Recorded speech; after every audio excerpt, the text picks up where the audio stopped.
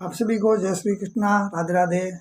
आज हम आपको सुनाएंगे श्रीमद् भगवद गीता 8वां अध्याय ब्रह्म योग।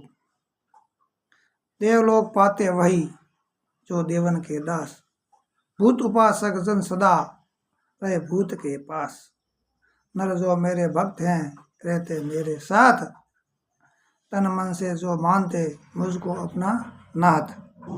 मेरी केवल भक्ति से पाते मोक्ष महान, वही पुरुष संसार में परम भक्त है विद्वान।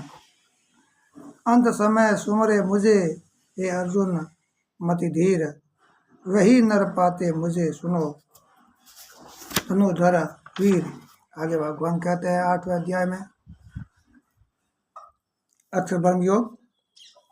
इस प्रकार भगवान श्री कृष्ण के वाक्यों को ध्यान से सुनकर अर्जुन ने कहा, हे पुरुषोत्तम, आपके द्वारा कहा गया वह ब्रह्मा क्या है, अध्यात्म क्या है, कर्म क्या है तथा अधिभूत और अध्यात्म कहे जाने वाले भी क्या है।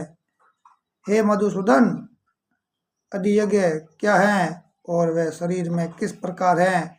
अंतकाल में निचल चित्त वाले पुरुषों द्वारा पाप किस भांति जाने जाते हैं। अर्जुन द्वारा इस प्रकार का प्रश्न किए जाने पर भगवान श्री कृष्ण बोले, हे अर्जुन, अक्षर अर्थात अविनाशी सर्वश्रेष्ठ परमात्मा तो ब्रह्मा है और जीवात्मा अध्यात्म कहा जाता है, एवं चराचर जगत को उत्पन्न करने वाला यज्ञ दान होमादि के लिए द्रव्यादिकों को छोड़ना कर्म कहलाता है, और शरीर आदि जो नष्ट होने वाले हैं वे अधिभूत हैं। विराट पुरुष ही अधिदेव है। तथा हे श्रीधार्य में श्रेष्ठ अर्जुन, इस शरीर में मैं ही विष्णु रूप अधियज्ञ मैं ही हूँ। अंत समय में जो मनुष्य मेरा ही स्मरण करता हुआ देह त्याग कर जाता है वह निसंदेह मेरे को ही प्राप्त होता है, क्योंकि हे कुंती नंदन, अंतकाल में जिस भाव का स्मरण करता हुआ मनुष्य शरीर त्याग करता है उसी को ही प्राप्त भी करता है। दृढ़तापूर्वक सदा जिस एक ही भाव का चिंतन करता है अंत समय वही स्मरण भी होता है। हे अर्जुन, तुम निस्दिन निरंतर हर समय मुझको स्मरण करते हुए युद्ध करो। इस बात ही मुझ में मन बुद्धि लगाकर ध्यान युक्त चित्त से निसंदेह मुझको ही प्राप्त होंगे। हे पार्थ, ईश्वर प्रायण बुद्धि तथा अभ्यास रूप योग से युक्त हो। दूसरी ओर मन को जाने न देता हुआ तथा मेरा हर समय चिंतन करता हुआ मनुष्य परम प्रकाश रूप दिव्य पुरुष परमात्मा को ही प्राप्त होता है।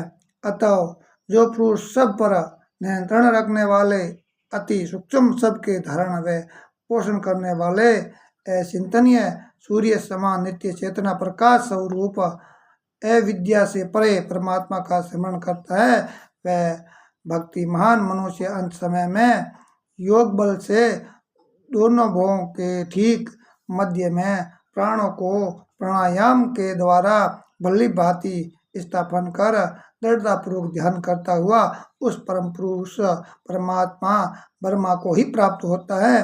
वेद के जानने वाले जिसको अक्षर कहकर पुकारते हैं, यत्नशील महात्मा जिसमें प्रवेश करते हैं तथा जिसकी प्राप्ति की इच्छा से मनुष्य ब्रह्मचार्य का पालन करते हैं, उस परम पद को मैं तुझसे कहूँगा।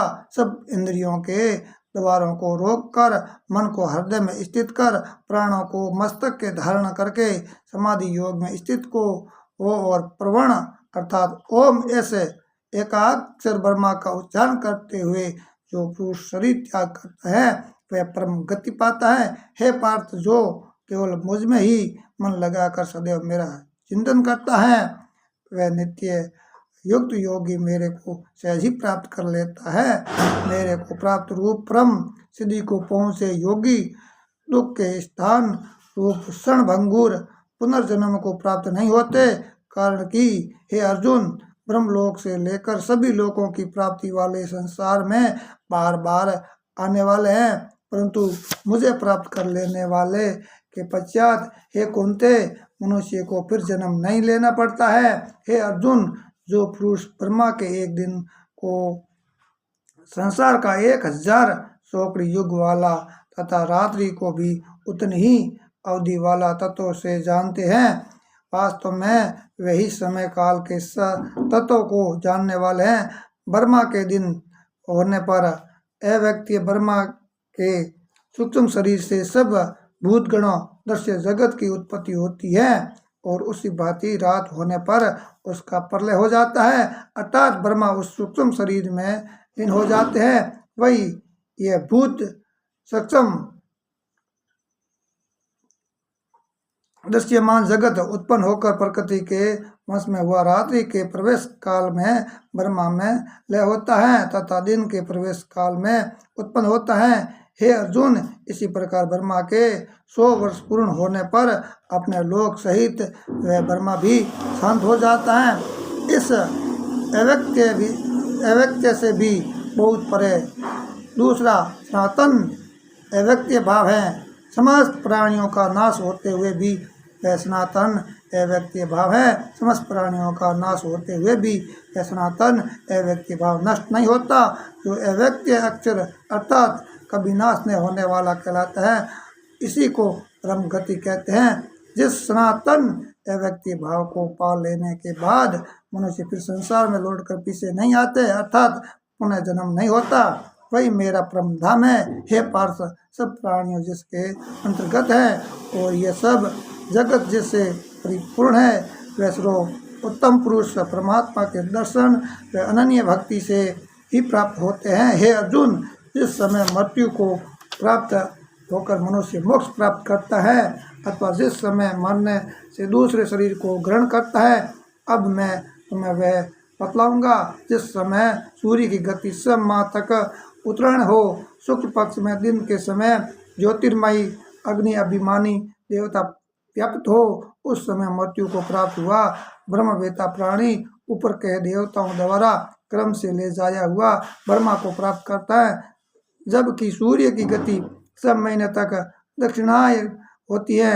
कृष्ण पक्ष रात्रि का समय धूमाभिमानी देवता व्याप्त हो, ऐसे काल में मृत्यु को प्राप्त हुआ प्राणी इन देवताओं द्वारा क्रम से ले जाया हुआ चंद्रलोक होता हुआ अपने क्रमाधीन स्वर्ग सुख भोग कर फिर संसार में ही आता है। इस जगत के ये दो ज्ञान, अज्ञान अथवा शुक्ल तथा कृष्ण एवं देवयान और पितृयान मार्ग सनातन माने गए हैं और परंपरा से चले आ रहे हैं। इनमें पहले से मरकर गया हुआ प्राणी मोक्ष प्राप्त कर वापस नहीं आता है, पीछे वाले दूसरे मार्ग से गया हुआ दोबारा संसार में फिर जन्म प्राप्त करता है। हे पार्थ, इस भांति इन देवताओं को भली प्रकार जानने वाला योगी मोह में नहीं फंसता। अंत हे अर्जुन, तुम्हें सर्वदा ही मेरी प्राप्ति के लिए योग युक्त हो उसी साधन में तत्पर रहना है। इस रहस्य को विचार पूर्वक जान लेने के बाद वेद पढ़ने, यज्ञ करने, तप दान आदि क्रियाओं से जिस फल की प्राप्ति होना बतलाया जाता है, उस सब को उल्लंघन करके योगी मेरे परम पद को प्राप्त करता है। जय श्री कृष्ण, राधे राधे। ये 8वां अध्याय आपको सुनकर कैसा लगा है कमेंट करके जरूर बताना, और जय श्री कृष्ण राधे राधे के हार्दिक कमेंट बॉक्स में जरूर लगाना, और अंत तक आप वीडियो सुनो, इसलिए भगवान आपकी मनोकामना पूर्ण करे। और वीडियो ने शेयर करियो, लाइक करियो, कमेंट करियो, और यूट्यूब चैनल आपने सब्सक्राइब नहीं किया सब्सक्राइब कर दियो। तो दीजिए मन इजाज़त, कल मिलेंगे, फिर मिलेंगे अगले 8वें अध्याय के माध्यम में। जय श्री कृष्ण, राधे राधे, राधे राधे।